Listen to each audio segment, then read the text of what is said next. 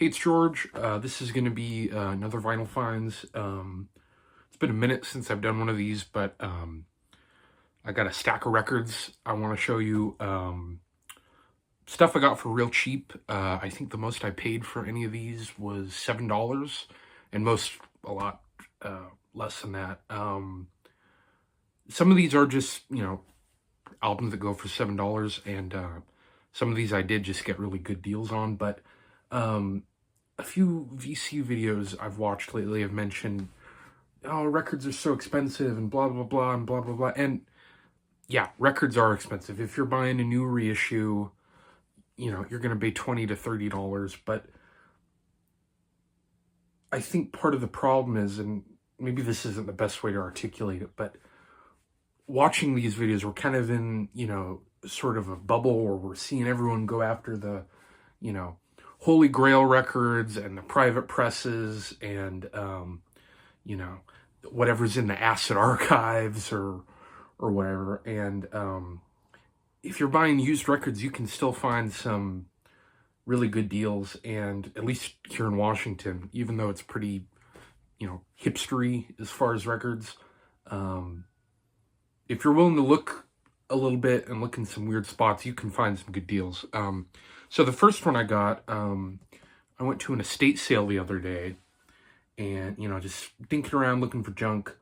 And there was a box of records, and it was on the top, it was all 78s. And so I thought, oh, this isn't going to be anything. But I looked, just for something to do. And, I was going through the box. There was a bunch of 78s, and then I started to see LPs, Ed Ames and Andy Williams. And then at the very bottom was this, The Byrds, Mr. Tambourine Man from 1965. And this was 50 cents. It plays fantastic. It looks like it's got a little, blown out here, I think probably from just being moved around, but it really looks otherwise like someone opened it and played it once and then shoved it in a box. So yeah, I was really stoked to find that for so cheap. This is a great record. Obviously, Mr. Tambourine Man, Spanish Harlem Incident, but I think my favorite is probably It's No Use, which is surprisingly garagey. But yeah, the Byrds for 50, like I said, 50 cents. This one is probably the most I paid for one of these. This was a $7 one. I won't mention the price on all these, but like I said, some of them I did get really good deals. Anyway, this was recommended to me by Garner at Garage Rock Truck Stop. This is from 79. It's the Inmate's First Offense. And this is just a really good bluesy kind of foot stomping sort of pub rock, sort of in the, more in the Dr. Feelgood vein than Brinsley Schwartz. But it's 79, so they got a little bit of that, punk attitude. Maybe a little edgier than some of the other pub rock bands like Ducks Deluxe or whatever. But it is on Radar. Yeah, this is great. They do covers of Dirty Water by the Sandels, obviously, and Midnight to Six Man by the Pretty Things, but their originals are really great, especially on side 2. Mr. Unreliable, Three-Time Loser is a really good song. It's dated in the, perfect way. I mean, it sounds like 1979, but exactly how you'd want it to. And then I think the best song on this record is last song on the album, Back in History, which is just a great stomping pub rock song. So yeah, The Inmate's First Defense, I'm going to look out for their second album, I think Shot in the Dark. But anyway, thanks to Garner for turning me onto this, and I will leave a link to his channel in the description. Inmate's First Offense. This is a good cheap one, and this is just a cheap album. But, it's fun. The Kingsmen, Volume 2. Obviously, their big hit was Louie Louie off their first album. This is their second record from 65, I believe. Not as good as the first album, but just a good sort of garagey frat rock sort of record. A lot of covers, but they do the great song Long Green, which was kind of a response to Money. It quotes some of the lyrics, and it's kind of the opposite message of Money.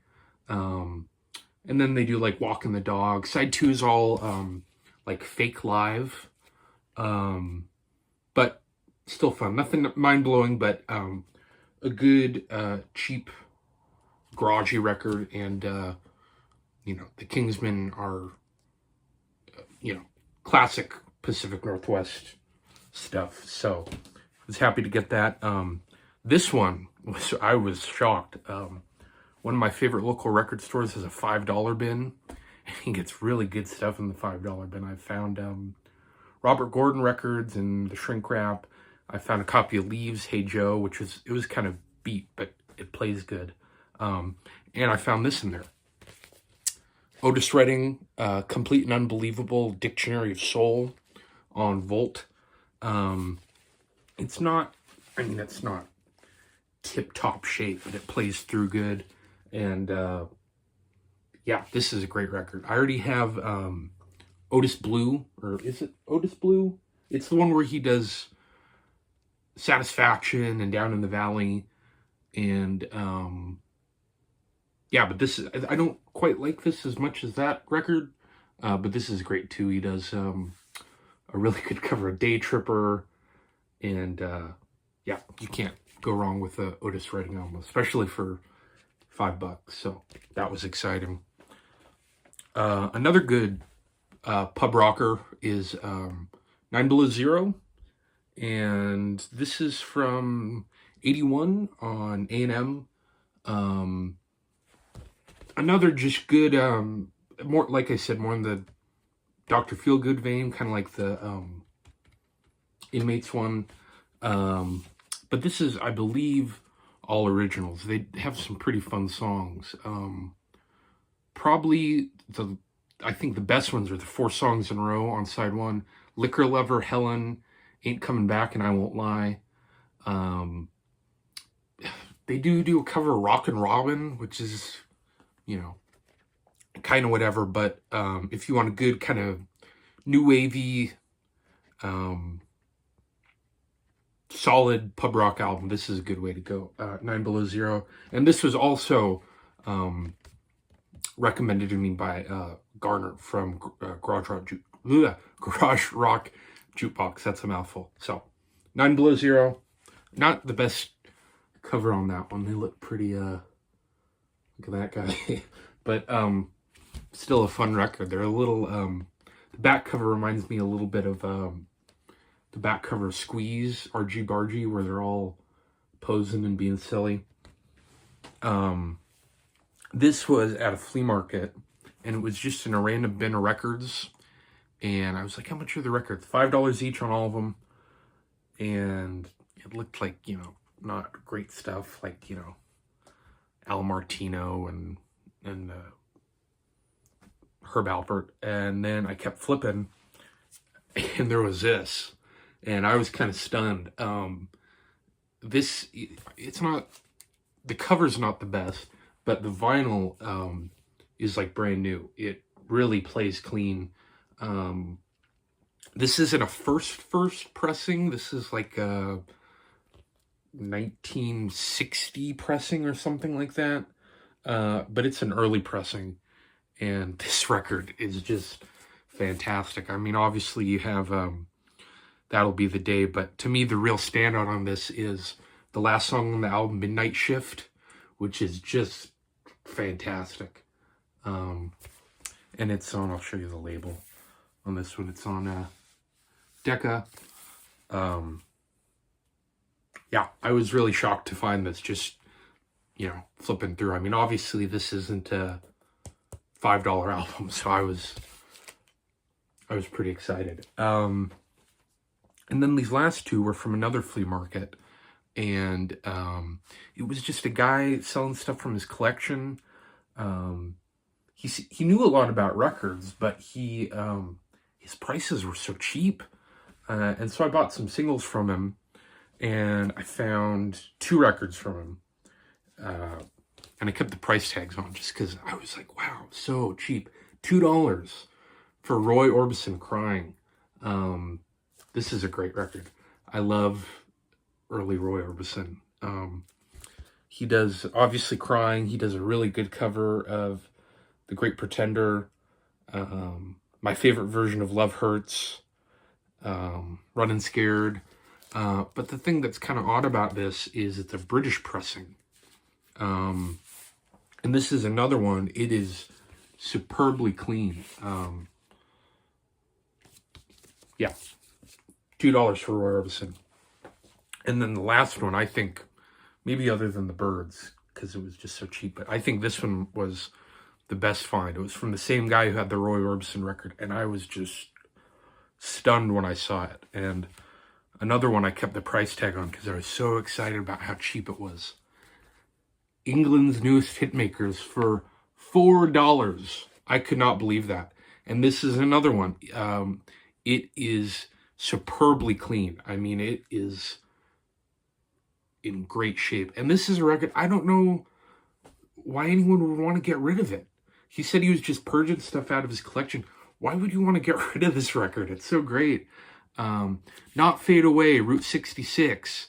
I'm a King Bee. Can I Get a Witness? Walking the Dog. I mean, just incredible covers. I think the only original in here is Tell Me, which is okay, but the covers are just so fantastic.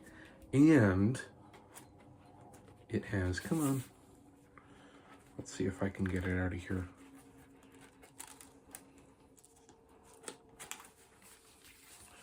It has the original insert.